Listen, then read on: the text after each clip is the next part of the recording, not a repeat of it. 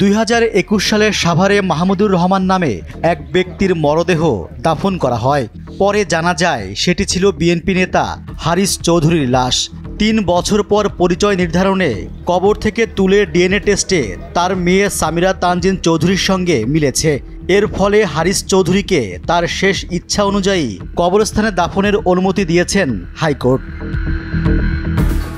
বিষয়টি নিয়ে প্রতিবেদন দাখিলের পর 4 ডিসেম্বর বিচারপতি ফাহমিদা কাদের ও বিচারপতি মুবিনা আসাফের সমন্বয়ে গঠিত হাইকোর্ট বেঞ্চ এ আদেশ দেন।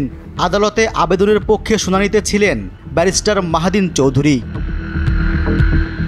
এর আগে 5 সেপ্টেম্বর একটি মাদ্রাসার কবরস্থানে মাহমুদুর রহমান নামে কবর দেয়া হারিস চৌধুরীর লাশ তুলে ডিএনএ টেস্ট করতে নির্দেশ দেন হাইকোর্ট।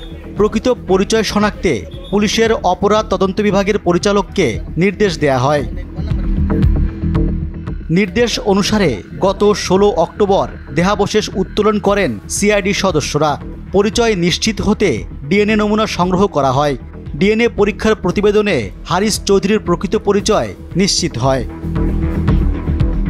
রিটে আবেদন করা হয় সাভারের মাদ্রাসা প্রাঙ্গণে হারিস চৌধুরীর দেহাবশেষ যা আছে তা তুলে ডিএনএ পরীক্ষা করে তার প্রকৃত পরিচয় নির্ধারণের। শেষ ইচ্ছা অনুযায়ী বীর মুক্তিযোদ্ধার প্রাপ্য সম্মানসহ নিজ বাড়িতে দাফন করা হবে।